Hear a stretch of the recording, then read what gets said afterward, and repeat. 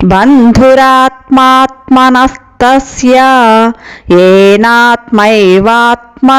జితః అనాత్మనస్తు శత్రుత్వే వర్తేతాత్మైవ శత్రువత్.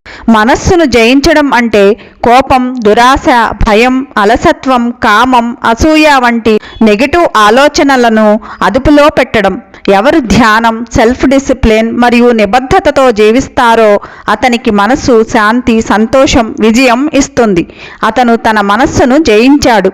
ఎవరు తమ మనస్సును నియంత్రించుకోలేరో అతనిని తప్పుడు మార్గంలో నడిపిస్తుంది.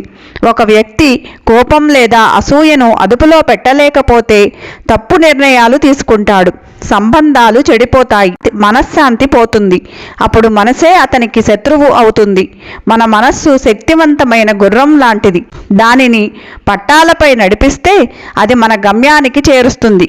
కానీ అదుపు లేకుండా వదిలేస్తే మనల్ని పాడు చేస్తుంది.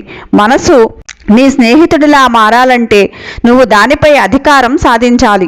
నియంత్రించని మనసు నీ శత్రువు అవుతుంది అని శ్రీకృష్ణ భగవానుడు చెబుతున్నారు.